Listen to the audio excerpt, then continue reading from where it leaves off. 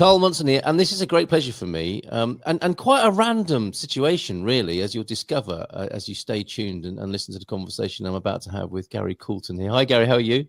I'm very well, thank you. It's great to be here.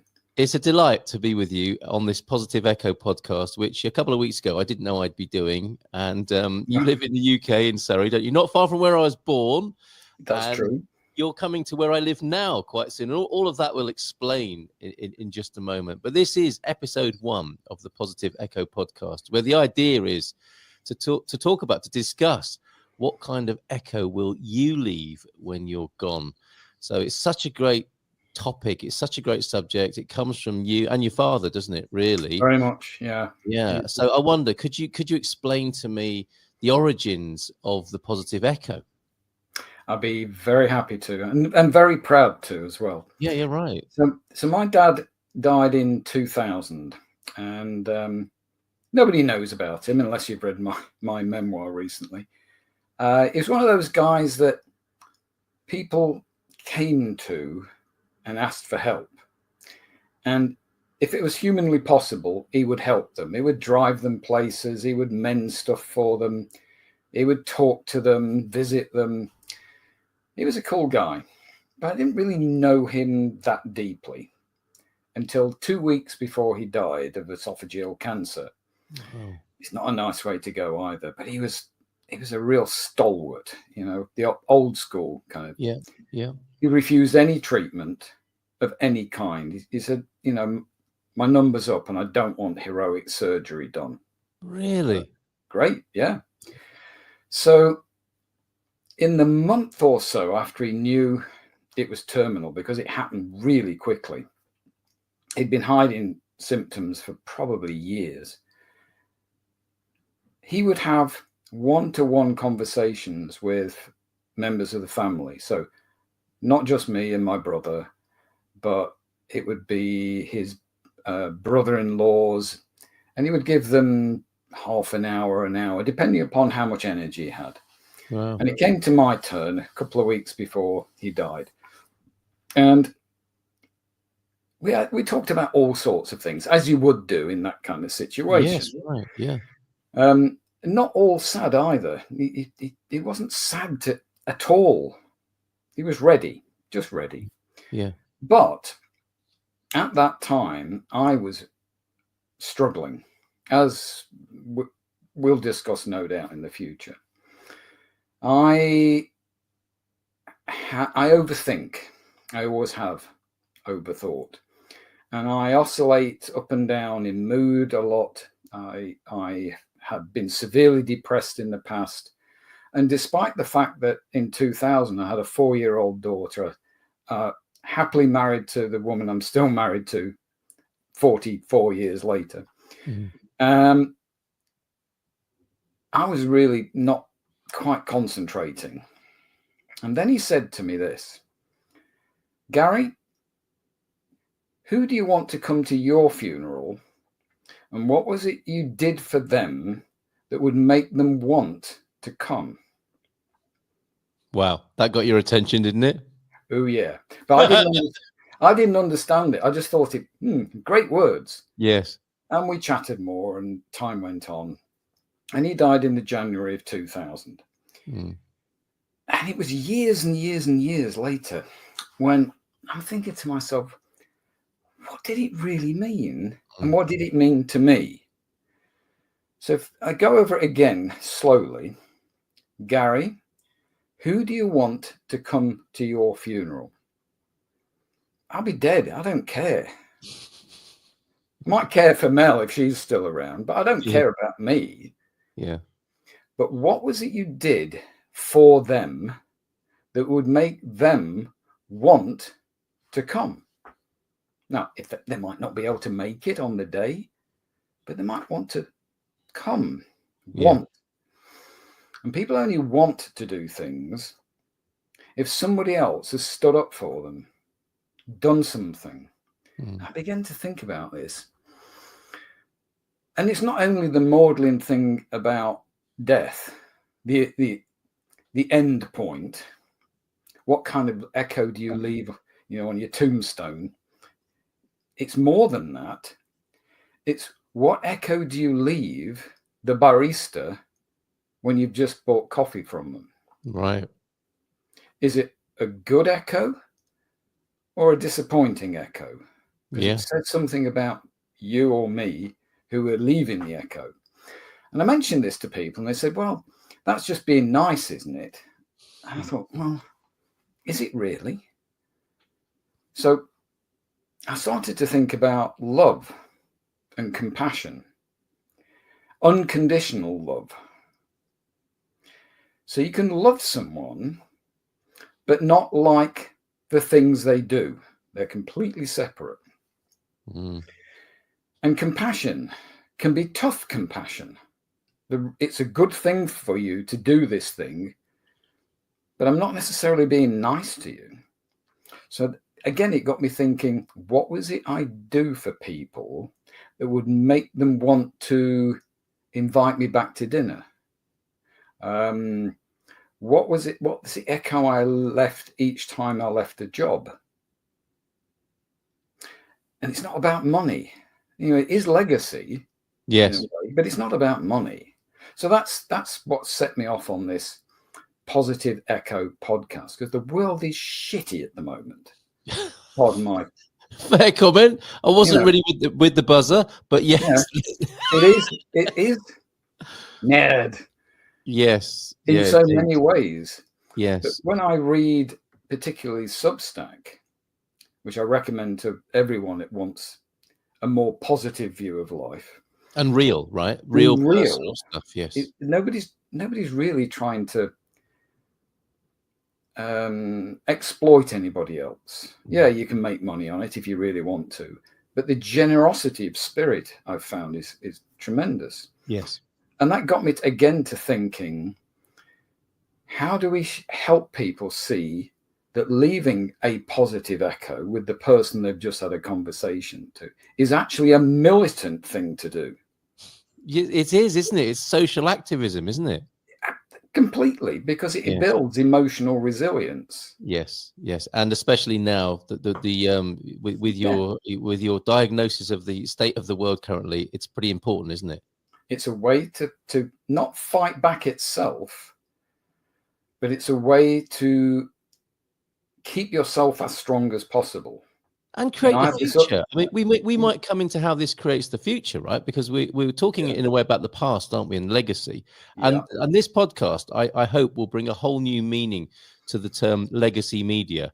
This is like, you know, what legacy are you going to leave rather than what's the old media that's, you know, it's dying a death at the moment. This could be true legacy media and getting people to consider what they want to leave in their wake. But it also creates the future for those left, doesn't it? It's about giving people tools. Yeah.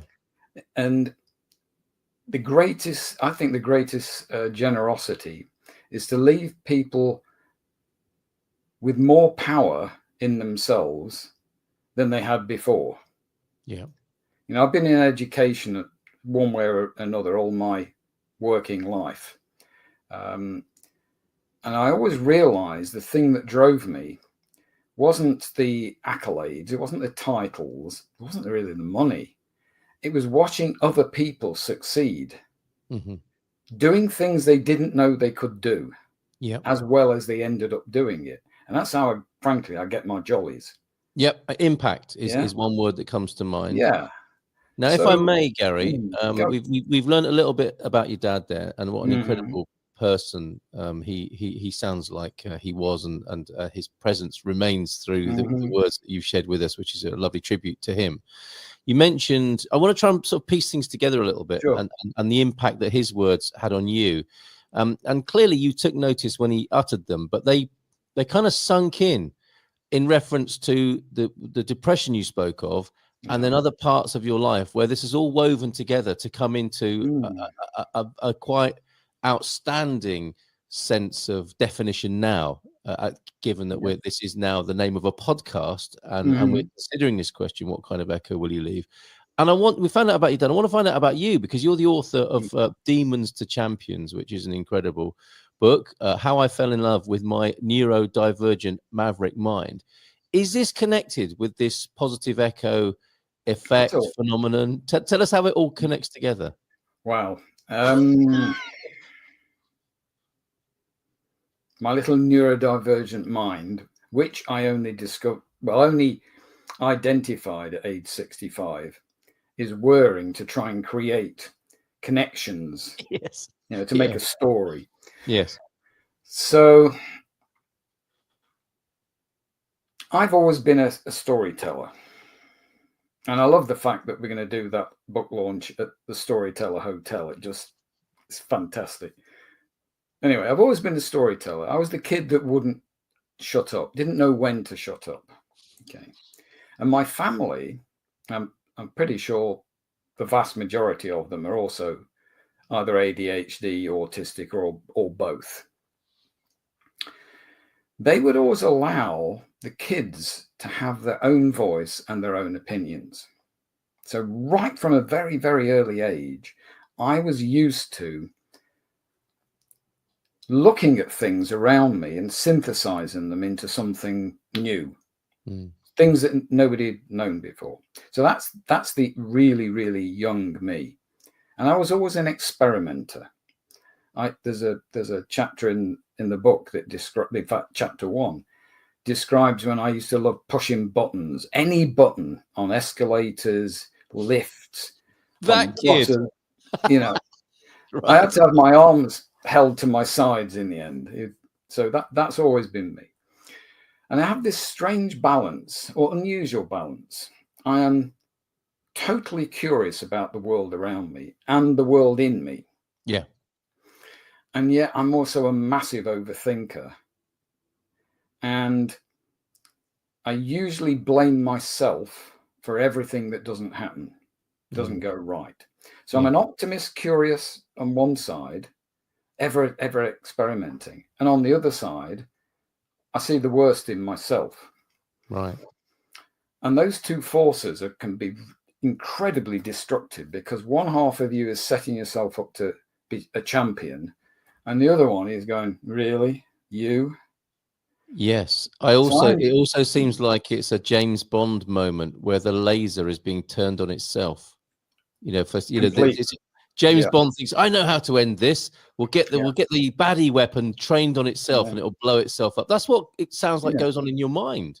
So let's get this, out the way right away, because you already know that what you see is what you get with me.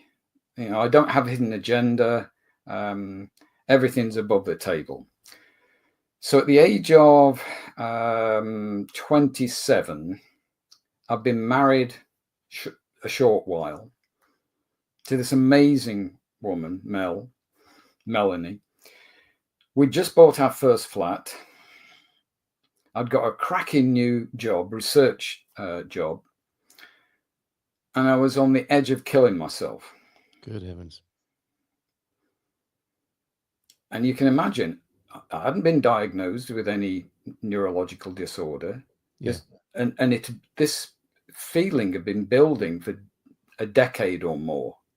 And the reason being that this arm of demons were real voices in my head.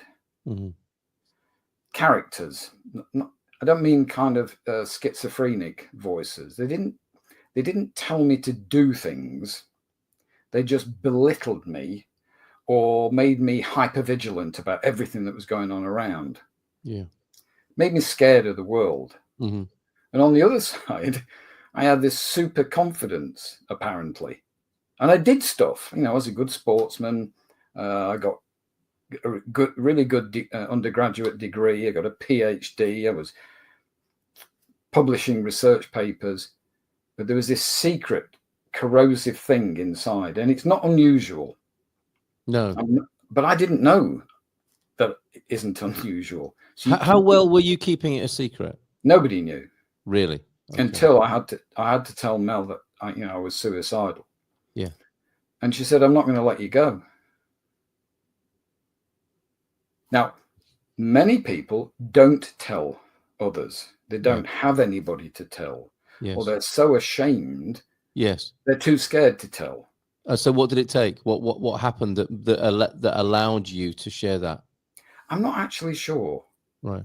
I mean, I've tried to investigate it. I think it was a number of circumstances. Uh-huh. The autistic side of me is incredibly stubborn, and it knew it had stuff to do. Still, there were things I wanted to achieve, and maybe that was just enough to not give in. Yeah. Now, I never attempted anything like suicidal, because I was caught by Mel. And at the same time, I'm a natural researcher. I research everything. Again, autistic, matched with ADHD. So I've got this scattergun mind that can bring in so much information from so many places. And I came across this amazing book, Dr. Claire Weeks. You can still get it. And it's called Self-Help for Your Nerves. And she's a psychologist.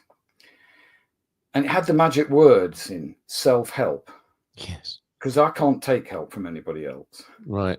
Just Right. So there was an empowering turn of phrase for you. And to kind of synthesize her message was, it's to learn, when you get to that level of depression, is accept it and go, well, why wouldn't I be depressed? There's something there that's making me like, and it's just a natural reaction. Yes. Wow, that was number one. Number two was she talked about learning to float. And to float, you have to pay attention to trivia. What does water feel like when you're washing your hands, for example? What's the pressure of the knife in your hand when you're cutting a carrot on a chopping board? Meaningless, but it just occupies a couple of seconds where you're not berating yourself for being depressed. That's genius. That is utter genius. Yes. So the genius that I'm married to one day said, oh, I want to go out this afternoon. And the one thing when you're depressed is you do not want to go out. But I love her. So I said yes. And we went to a Richmond Park in London. Beautiful, massive park. Henry VIII roamed there with hunting deer, didn't he? Yes. Yeah. And you can see across London. Yeah, it's beautiful. All the way across London. Yeah. Anyway, there's a little mansion there called Pembroke House, and it's got a beautiful garden. And Mel said to me, I'm going to leave you in the garden for an hour. I went, what? And she said, I want you to look at every leaf you come across as if you'd never seen a leaf before. And what color is it? What shape is it? What does it feel like? And the same with flowers. Okay, I'll keep you happy. And I started to do this, and it was back to this trivia thing. Yeah. And for the first time in probably a year, I actually anticipated eating my evening meal and the thought of enjoying it. Wow. So with the pair of you had a pair of wonderful women helping. Claire, the writer of Self-Help for Your Nerves, which is a fascinating choice of words. It's quite old-fashioned, isn't it? People don't talk about their nerves so much anymore, do they? But I've lived in Yorkshire, and there was a sort of colloquialism, like somebody's bad with their nerves, and obviously we say get on nerves, and I've only got one nerve left, and you're getting on it. Those sorts of things. We know what it means, but it's not very common parlance these days. It's not, but it's everybody knows what it means. Yes, and it steps away from jargon. It does. It does. I'm hoping that in this series of podcasts, we will not resort to jargon. Yeah. Because immediately that puts a barrier between us and the people listening and watching. Well, we'll continue to use words like shitty, won't we? Yeah. As long as people don't get offended. I mean, I'm going to keep it within limits, Yeah. Fair enough. So this is amazing. So you've got the doctor's book, the Self-Help for the Nerves, and you've got obviously an amazing, loving, wonderful wife, Mel, who gave you this exercise to do, which had you anticipating for a change and extraordinarily your dinner that evening. Was that a sort of a fork in the road or a turn for you? I knew that evening that I would not kill myself. Wonderful. Ever. Right. I didn't need to. Yeah. Because I'd found a little bit of the secret sauce, and the secret sauce is playing tricks on your inner saboteurs. That's another term that other people have used for these voices. People talk about imposter syndrome. It's the same kind of, we get programmed in some way by our early experiences, and some people bring those into actions, and others like me have these kind of conversations, and I'll be honest with you, they're as real to me as this conversation is. Sure. Yeah, absolutely. I mean, if they had the effect of you considering killing yourself, they must be pretty profound and powerful. So this concept of trivia buying time probably is the first moment I actually thought about a long-term future. So that was my positive drive. Yeah. And you're 27. You're 27 at this point. Yeah. Yeah. And I'm flying high.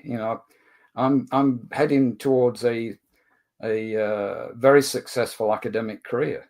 And I did have a pretty successful academic career, which we don't need to go over now. And I'll only talk about bits of it that are relevant to the subject. Otherwise, it sounds like I'm reading my CV out, and that's boring. But coming back to your question about later, when I was thinking about what my dad had said, yes, I'd already built up this kind of mindful way of living, and I'd toyed with meditation for probably 15 years by the time I was really considering what his words meant.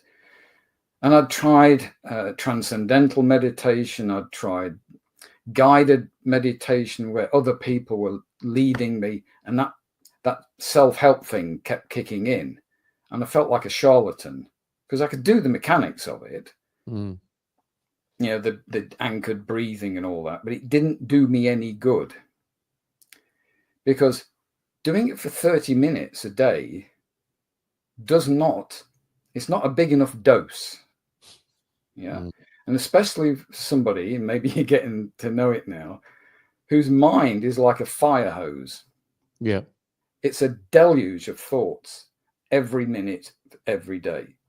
So just meditating for 30 minutes, it's okay during it. The millisecond afterwards, it's hoses wide open. That's exactly what came to mind for me, is that, meditation done, now let's get back to the onslaught. Yeah. So for some people, it is fabulous. Yes. And I will never, ever knock it. But for me, it doesn't work, because even when I'm meditating, my mind is just going full bore. Yeah. And I realize that if I'm going to do that kind of static meditation, I actually meditate on my thoughts. Yes. Yeah. Don't try and get rid of them. No. It's a fool's errand, isn't it? I mean, I think the best definitions of meditation are awareness and being aware of what's going on, rather than trying to stop anything, because that's quite the battle. And there's a great woman, Diana Winston, at the Hammer Institute in LA, who does a weekly free meditation podcast live every Thursday. And you can also get them thereafter. So a quick pitch for Diana. She's brilliant. And she says something along the lines of mindfulness is basically a willingness to be with what is. Yes, absolutely. And accepting what is. Yeah. Not fatalistic, but just, well, in this particular moment, this is what's happening. Now, what do I want to do in the next moment? Well, it comes back to what you were saying about trivia to me. If your attention is where the knife is cutting the carrot, that is what's happening right now, isn't it? Yeah. Where the surfaces are meeting is now. Yeah. So I thought, and I read another book by a guy called Shirzad Chamini, which is called Positive Intelligence. Mm-hmm. Great book. Mm-hmm. And he talks about internal saboteurs and the mind gym. So, yes, it's mindfulness, but it's mindfulness around, I've now got a cup of coffee cold in my hand. What do these letters feel like under my fingers? Mm-hmm. How much resistance am I having to exert to hold that cup up? Yeah. And really investigate it. Yes. So I live as mindful as possible a life. Yes. So at the moment, you are the most important person in my life because you're kind of here. Yes. Yes. None taken. And what am I going to miss if I suddenly start thinking about somebody else or something else? Yes. You know, Well, that's very unusual, isn't it? And that does connect with the positive echo. Yeah. You saying that to me is quite profound, isn't it? In terms of what I might make that mean. And it does connect very well with the idea of the positive echo, the effect that you leave and what people will remember you for. And if you're remembered for making somebody feel like they were the main focus of the conversation when they were in a conversation with you, that would be pretty profound and actually quite unusual, right? Yeah. And it stems from my primary core value in life is unconditional love. So I'm giving you a period of time with my unconditional love. My wife gets an infinite amount all the time, and my daughter. Yeah. I like to use the example of the barista. For that maybe 2 minutes, they get my total attention. They get my unconditional love. But they only get a little tiny bit of it. Yes. Not because they're not worth it. They don't need that much. It'd be very weird if I gave them too much. Yeah, you might be asked to leave Starbucks. Yeah. Right. So can I ask you then? 27. This this is a beautiful turning point, isn't it, in your life? Mm-hmm. And we're kind of mapping up. We've got your dad in the middle. As he's the axle, isn't he, around which this is turning. And there are various views of what he said and your relationship to him. And, clearly that's a very important spoke, 27 years of age on the wheel of your life and what happened to you in that moment. Your life obviously changed at that point, but that wasn't going to be the last profound realization or change, was it? No. I've talked about Mel being a genius. My dad was as well. Right. But he was a very unassuming character. He was an engineer, worked for Rolls-Royce Aero Engines in Derby, where I was born. That's so bizarre. This is the second conversation I've had today where this morning a friend of mine, her grandfather worked for Rolls-Royce somewhere else in the country, I think possibly in the Midlands, but that is bizarre. An engineer at Rolls-Royce, second one today. Sorry, carry on. Let's hear about you. I love it. Incredible. I mean, the fact that we're here in this virtual room is total serendipity, isn't it? Yeah. You just have your heart and your eyes open to know when it's a good thing. Yes. But my dad was interesting. Around the time when I suppose I'll be 30, and I got past a lot of the clinical depression side of things. Right. And I was just getting my first full-time lecturer's job. So for non-UK people, that would be kind of a junior professor role. And I can remember being given what's called the graveyard shift. I worked in medical schools, and I was a biomedical scientist. I still am up here somewhere. And I was given the shift, which is to teach 4 lectures on the biochemical pathways that convert food into energy. It is a lot more complex than that, and it involves dozens and dozens of different enzymes passing one chemical, converting one tiny aspect of it, passing it to the next enzyme that does a different job, and so on and so on. And this is called glycolysis and the Krebs cycle. I thought so. And it's the bête noire of every medical student. Oh, is that right? And that was your job? That was my job, because every new lecturer was handed this course. Yes. And I had learnt it and I knew my stuff, and I got all the slides, because then it was 35mm slides. My goodness. And I gave the lecture, and I got everything I wanted to say.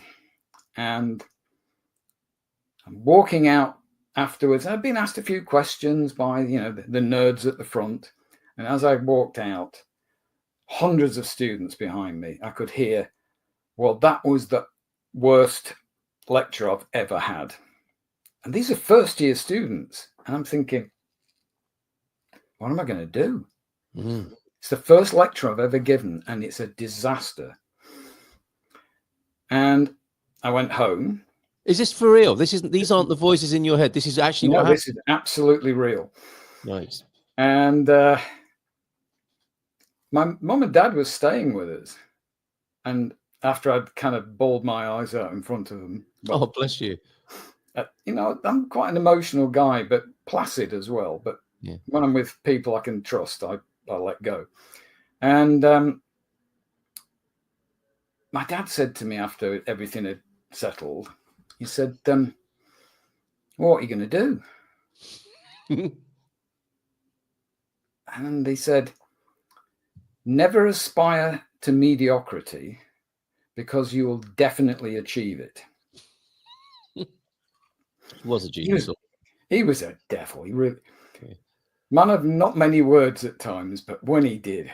Yeah. So this was another aphorism or idea in my head. So he's telling me I'm not good enough and I've got to get better. And Mel said, well, what are you going to do? And I went on this amazing how to lecture course. It was more like group therapy than, how to use the equipment and use your voice. And that one thing about not aspiring to mediocrity. I aspire to greatness, but I know I'll not achieve absolutely what I set out for, and that's fine. Yeah. So I'm somewhere in between mediocrity and greatness. Yeah. Sometimes I'm up the top and sometimes I'm near the bottom.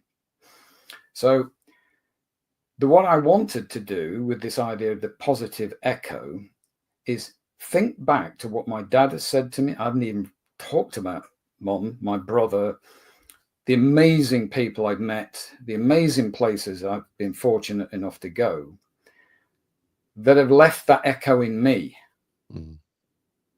There's lots and lots of other stories, and we'll return to these people and places, because we this is number one in our first season of 6 episodes. So we will those people will get their due respect and reverence and attention, I think, in the course of our conversation. They need to.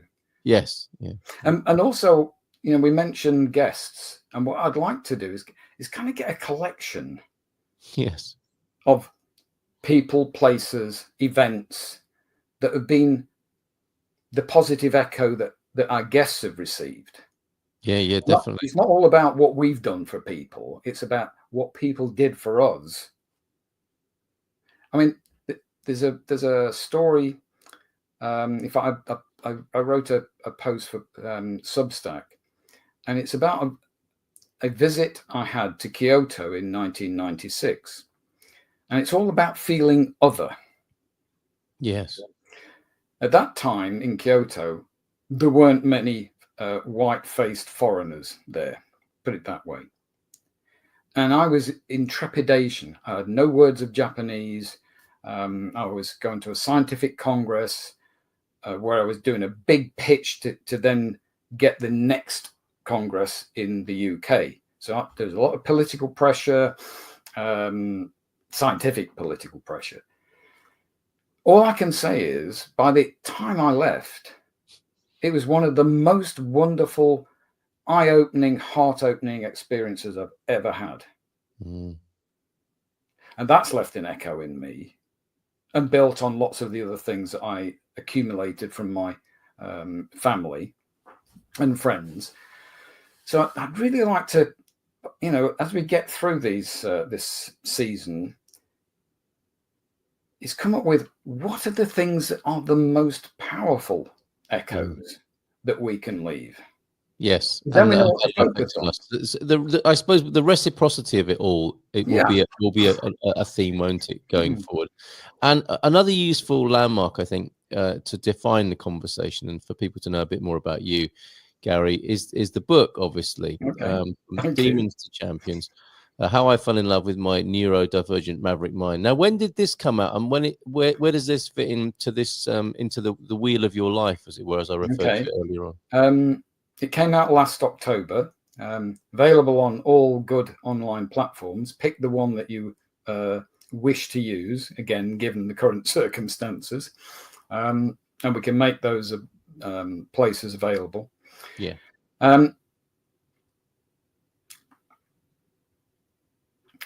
When I left academic life in 2014, because by that time I'd realized that my heart really was pointed in a different direction. I'd done my bit for research. I'd trained hundreds of people. I'd taught thousands of medical students and other kinds of biomedical students. And frankly, I was getting stale. I wanted some other kind of challenge. And I've become really interested in leadership. There's a guy, Professor Roger Mason, who was one of my bosses, the best leader I have ever met. And he will come up again, I'm sure, later. Sure. And not just, the charismatic leadership kind of thing, but the vulnerable leader. The person who says to his team, I feel this is the right direction, but we can only do it by doing it together. Yeah. So collaborative leadership. And it didn't go down well with my bosses, let's say. And I was already teaching mindfulness to medical students and other members of staff. And I said to my then principal, I'd like to shift gears away from doing the stuff I'm doing. And there was another dean present at this meeting. And he said, well, it's not coming out of my budget. So I thought, there's a message. Yes. You either stay in your lane. That's a no then. Or you get out. Yeah. So I thought, well, maybe I should look for more senior roles in universities. So I applied to various universities for jobs which, let's say, are next to the top guy, the vice chancellor. And I got to the last two for one university. I won't name them because there's no point. But when the phone call came the following day after 2 days of interviews and I didn't get the job, there was massive relief. It was like this weight, they talk about weight coming off your shoulders. Yes. I stood straighter and I thought, there's a message. It was never right for you. You could do this academic thing, but it was actually the wrong place to be. But I'm slow on the uptake, and it was 30 years before I knew. I'd qualified as an executive coach. So I then ran a coaching business for 8 years and loved it. And I'm a crap businessman, even though I was telling businessmen how to do it. Yes. Or helping them find their own way. And I realized I'm really bad at selling myself. So here I am talking about a book. So that's one story. I'd written a book, which is yet to be published, which was about leadership. And it was what I called the Leadership Book of Days. And it was 50 chapters. And you concentrate on each one in any order. And they're all things to do with leadership, internal leadership and external leadership. And I showed it to a mate of mine, and he said, fantastic book, but nobody's going to buy it because nobody knows you. Yeah. And more than that, they don't know why you've come to write this book. Yes. Because it has this central concept called adaptive intelligence, a subject for another day. And we don't know where this came from. You've got to at least write an introduction. So I started writing the introduction, and all these memories started coming back. And the introduction grew to 170,000 words. So I thought, oh God, I'll give in. It's a memoir. Yeah. So that's how the book came about. That's this one. Yeah. And so the leadership book is on the back burner, but will follow, will it? It's finished. Right. So I thought, let's get the world knowing why I've written the second book. Yeah. Well, it seems to be going down well, Gary, because we've got some reviews here from one of the platforms from which the book can be bought. Thoroughly enjoyable read, so well written and informative for anyone struggling with mental health. Cracking humor too, that helps, doesn't it? Sensitively written. Anyone and everyone should read this book, but especially those who wonder about themselves. Gary Coulton will take you on an intimate journey as he battles to deal with a condition that most of us have never experienced nor recognized in others. With it written with intellect, courage, love, and humor, and with some surprising anecdotes. I love this book, says Susanna. It's a fascinating insight into one man's mind. If you're looking to find out more about neurodivergence and how people's brains work, then this is a great read. And if you're simply interested in people, then it's perfect. It helped me understand more about autism, neurodivergence, and how some people struggle with things that I took for granted. It's a book worthy of anyone's time. That's fantastic. Could you connect it for me? Sorry, go on. I'm embarrassed, basically. I mean, that's the way I was growing up. Really, me? You know, well, it's definitely you. You wrote the book. I love the illustrations as well of watering the brain there. Can you connect it? Because we're coming towards the end of this first episode in our first season, and it's really to introduce you and you know what's gone on in your life and how you've got to this point.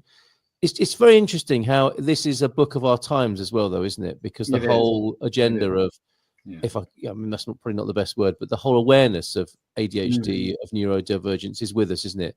This is a book of these times. Can you say more about that? Yes, I can. And by the way, the cover's by a fantastic designer called Jessica Bell. Yeah. Credit where credit's due. Yes. The subheading is actually more important. How I fell in love with my neurodivergent maverick mind. I've always known I've thought differently. Yeah. Because the way I interact with kids, for example, when I was younger. But I'd never really considered that I might have a diagnosable condition. But then I realized my brother then tells me he's autistic. His wife's autistic. Their daughter's autistic. My niece is autistic. I was thinking, my mum's, she was alive when I first started. She's definitely got traits. So I have not gone for formal diagnosis for two reasons. One is, at my age, it doesn't really make any difference. I'm not asking for anything. I'm not looking for benefits. No. And I spent 30 years at medical schools working with people who were clinicians and diagnosing. And I was trained in how to diagnose. And I would train medical students in how to diagnose. Yeah. So I looked at all of particularly my childhood. When you're diagnosed or you identify late in life, you should look at yourself as a child, not as we are now, because we accumulate masks, social masks. Yes. So I identified as neurodivergent at the age of 65. And it was like an awakening. Oh. How old are you now then, Gary? Sorry to interrupt. I'm 68. Okay, right. I'd have pegged you as a lot younger than that, but anyway, thank you very much. Yes, I love you too. The unconditional love, outbreak of unconditional love, right there. There you go. Anyway, where were we? So I identified as neurodivergent, and it was a big relief. And then I'd already begun to investigate and write about autism and ADHD because of my family. I wanted to learn more. And it certainly with autism, pardon me, and most likely all the other neurodivergent mind types, I like to call them, so OCD, Tourette's, etc., they have a genetic foundation. So you have a predisposition to autism, for example. And those genes have been identified in the last year. And because if you think of these very complex genetic disorders, think of type 2 diabetes. It's probably 200 genes at least that are associated with type 2 diabetes. So the thought of curing diabetes is you can change the impact of the disease, but you can't cure it because we don't have the technology to do it. And autism and these neurological conditions are very, very rarely 1 or even 5 genes. They're hundreds of genes. So if you think that we've only known this for a year, is it any surprise now that more and more and more people are being diagnosed as autistic because they managed to be hidden in the past as eccentrics and oddballs and social outcasts? And now we have the tools. Yeah, and social pressure as well would have had an effect on that, wouldn't it? Because when in times of intense control and social conformity, it would be more difficult, wouldn't it? Yeah. And girls seem to be are undiagnosed even to this day because they have a greater ability to mask their autism or their ADHD. Why they do, I don't know. But there's a brilliant book by Michelle Miniken called Good Girl Deprogramming. Survival is the word that comes to mind for me. I mean, that's what it's about, isn't it? It's a natural response. Masking is a natural response to being anxious in social situations. Right. And if you're autistic or ADHD, because of your behaviors, you have to try and become as normal as you possibly can. Yeah. But that comes with huge emotional exertion. Yes. And when it becomes too much, you get these overwhelms. That you see kids in tantrums. They're not tantrums. They're in a desperate emotional state. Yes, it's a fuse blowing, isn't it? Effectively, it is. Yeah. I've never done the overwhelms. Yeah. I go quiet and go inwards, and that's a proportion of people. And that takes us back to you being 27, does it not? Yeah. Where you completely internalized the overwhelmment as a suicidal ideation. I think isn't it? So back to the book is timely because I've been told this. I didn't intend it. Originally, it was written for people who wanted to understand themselves as maybe being neurodivergent. But all the people that you quoted from, as far as I know, would class themselves as neurotypical. Yeah. But what they've done is they've been able to demystify what it's like to be neurodivergent. Yes. So their understanding has increased. And for me, that's almost the biggest thing is let's get rid of the stigma.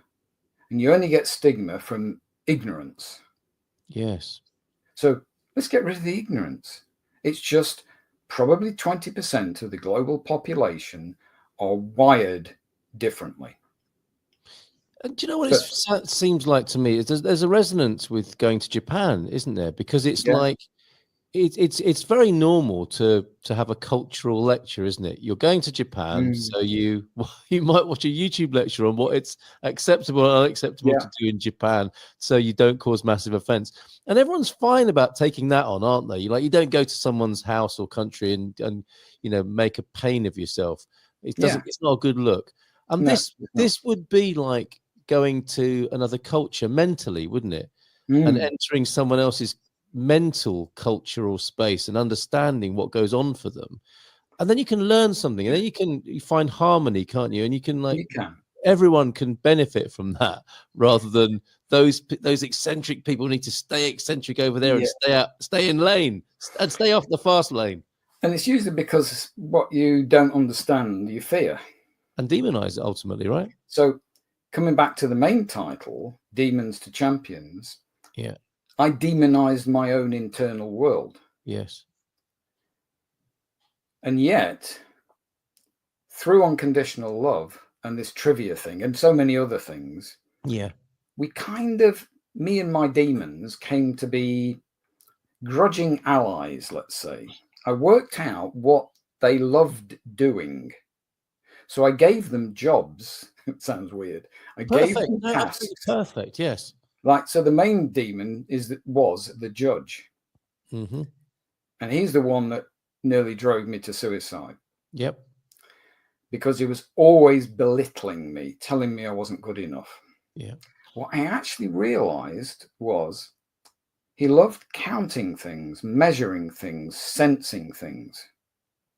And when I gave him jobs to do, he was absolutely happy. In his element, right? In his element. Completely. Yes. So he was the experimentalist, the observer in me. Yes. And I just gave him jobs to do, like, how emotional am I about remembering my father? Is it a 1 or is it a 10? Yes. And giving him scores to do. Yeah. And he became happy at doing that. He's your auditing department. And then right? there's the wimp, the one that wants to give up all the time, that would try to pull the rug from under my feet and stop me doing things. Yes. At the same time, the pleaser would be forcing me to take on more to please people so that I'd feel some kind of external love, validation. And for some people hearing this, Gary, it's like, oh my God, if I could configure my mind in that way, it would be such a relief. And they can, right? By understanding the ideas. And it's not what I call a secret sauce. There's no 12 steps. Right. It's bloody hard work, but if you're persistent and don't worry when you fail. Yeah. You just be kind to yourself, unconditional love.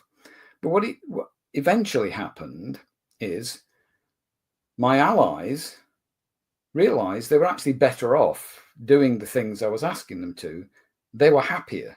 Right. Aren't we all when we're in our right place, right? So I kind of said to them, well, I can't do without you now. So they're my champions. Yes. And I'm not going to spoil the end of the book. Teamwork, though. It's teamwork makes the dream work. That's the sense I'm getting. Yeah. Now, we're coming towards the end of the first episode. There will be more. And I think you will have already caused some positive echoes for people. That guy who wrote that book. Yeah, that makes so much sense, that idea. Yeah, I'm going to take that and run with it. I might buy the book. And just one more time, just so people know, it is From Demons to Champions, breaking through the barbed wire. I think is a symbolism there, isn't it? How I fell in love with my neurodivergent maverick mind. And we'll return to talking about the book.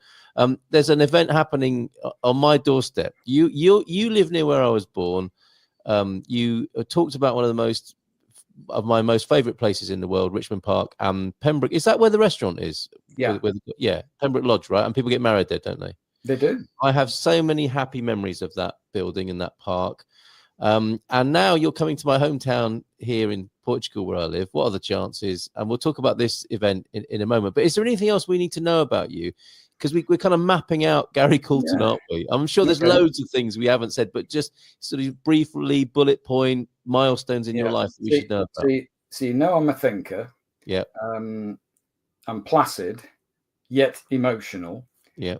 I have a brilliant family, I haven't told you about my heavy rock playing brother yet. We'll start with him next time. Yeah. Okay. But I'm a marathon kayaker. Right.